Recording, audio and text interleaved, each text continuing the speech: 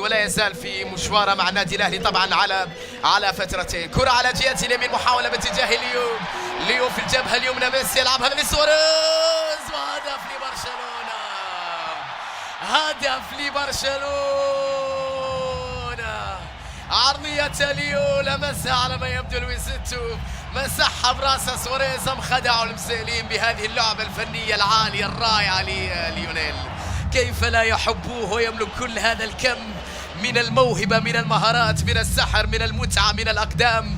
الكرة العرضية الجميلة لم يكن فيها سواريز متسللا، وبعد ذلك وصلت إلى شباك النادي الأهلي. كرة عرضية رائعة من ليوب، خدع فيها مدافعي الفريق الأهلاوي، وبعد ذلك الكرة في شباك ياسر مسليم. هدف أول لبرشلونة في توقيت مبكر. لمس الكرة سواريز، وبالتالي الهدف يسجل باسم لويزيتو في هذه المباراة، وفترة رائعة جدا.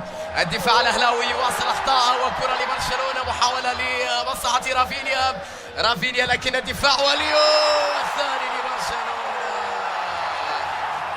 والثاني لبرشلونة عن طريق ليونيل ميسي. هفوة أخرى من مدافعي النادي الأهلي.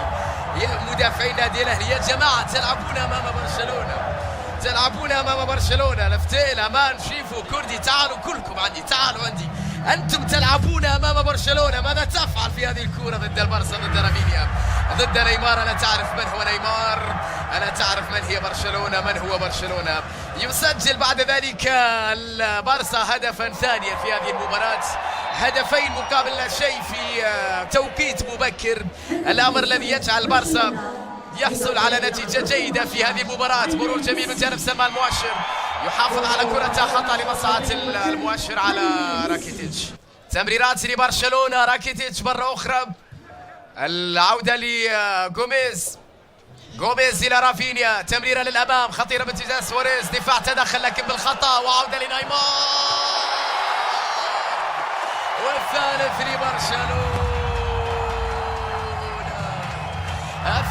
لبرشلونة عن طريق نيمار. خطأ فادح آخر من مدافعي النادي الأهلي، واستغلال جميل لبرشلونة. برشلونة هو برشلونة في إسبانيا، في أوروبا، في أمريكا، في البرازيل، في كل مكان في العالم هو برشلونة.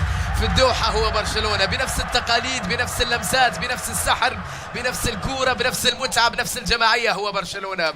وفيا إلى الأبد، الكرة الجميلة الممتعة التي تجعل عشاقها في كل مكان، في كل البلدان، وفي أي بقعة أرض هنالك عاشق لبرشلونة، على أي بقعة أرض هنالك محب لبرشلونة. نيمار سجل هدف ثالث في هذه المباراة. البارسا 3 أهداف، النادي الأهلي لا شيء. الكرة تعود مرة في صفوف النادي الأهلي، عموري يغير اتجاه اللاعب منصور في الانتظار، مهند تحضير بالراس، وكرة فيها ركلة جزاء للنادي الأهلي. نعم، ركلة جزاء أهلاوية، حكم المباراة يحتسب فهد جابر ركلة جزاء للأهلي.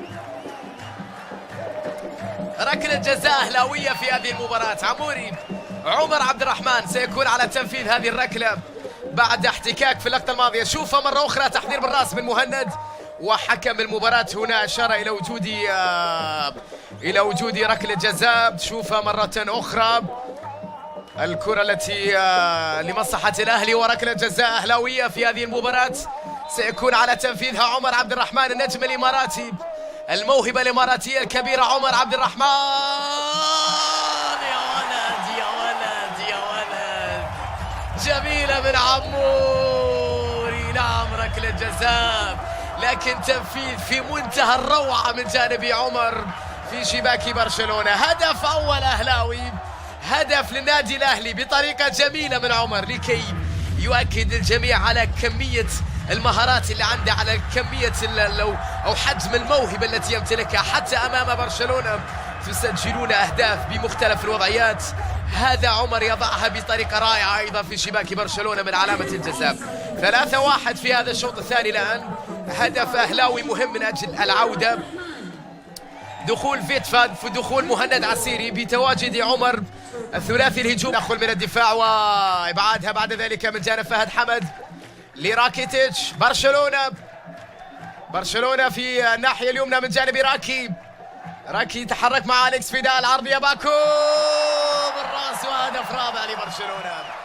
هدف رابع لبرشلونة، ضربة راسية جميلة من جانب باكو الكاثير، عرضية راكيتيتش وننتظر انيستا. هنالك حكاية أخرى لم تقال في هذه المباراة، لم تحكى بمعنى صح في هذه المباراة. انيستا لم يلعب بعد، ننتظر انيستا في هذه المباراة. هدف لباكو الكاثير، ضربة راسية في شباك أحمد الرحيلي، وهدف لبرشلونة. ردود الفعل الأهلاوية اللي كانوا يأملون بأن الهدف الأول لعموري من علامة الجزاء يساهم في عودة الأهلي، ولكن البارسا يسجل هدف الرابع. جماهير برشلونة سعيدة، جماهير برشلونة الحاضرة في مباراة اليوم. لمسة جميلة من رافينيا، الوانتو مع باكو، رافينيا رافينيا رافينيا رافينيا، خماسية لبرشلونة. رافينيا يستعرض مهارته، والآخر يريد أن يقدم نفسه في مباراة اليوم، يريد أن يقدم نفسه في مباراة اليوم، وفرحة كبيرة في مدرجات برشلونة بهذه اللمسة، بهذا الأداء الكبير لرافينيا اللي مر من المدافعين بشكل جيد ومن حارس المرمى بعد ذلك، وسجل 5 أهداف برشلونة في مباراة اليوم. 6 أهداف حتى الآن في هذه المباراة الاحتفالية الكرنفالية الجميلة في الدوحة. 5 لبرشلونة، هدف للنادي الأهلي. الهدف الخامس، فيتفا عدى من هنا، فيتفا يحاول اختراق الدفاع امامه، تيتي ماسكيرانو، خطيره للنادي الاهلي، فيتفا وماسكيرانو يلعبها لمهند، جميله اهلاويه، الله، هدف اهلاوي جميل، لقطه في منتهى الروعه للنادي الاهلي. مهند يسجل، لم اقل انه بديل، دائما ما يعطي اضافه، افضل بديل يمكن ان تشاهده في ملاعب المملكه، دائما ما كان دخوله مؤثر. مهند عسيري، لمسه في منتهى الروعه في شباك برشلونه. 5-2، فيتفا عمل كبير، مهند نهايه رائعه في شباك برشلونه. الاهلي يسجل في شباك برشلونه هدف بمجهود جميل جدا، بعمل جماعي وبلمسه جميله من مهند عسيري. مهند عسيري يستغل الزاويه المفتوحه ويسجل في مرمى برشلونه. تغييرات وتغييرات في مباراه اليوم. جوردي ألبا، انيستا، بوسكيتس يأخذون أدوارهم في تشكيلة البلوغرانا. زبيدي يلعب كرة للأمام خلف المدافعين، محاولة باتجاه فيتفا اللي كان له دور كبير في هدف مهند. فيتفا مرور جميل، فيتفا تمريرة أجمل، خطيرة أهلاوية، مهند خارج الأهلي.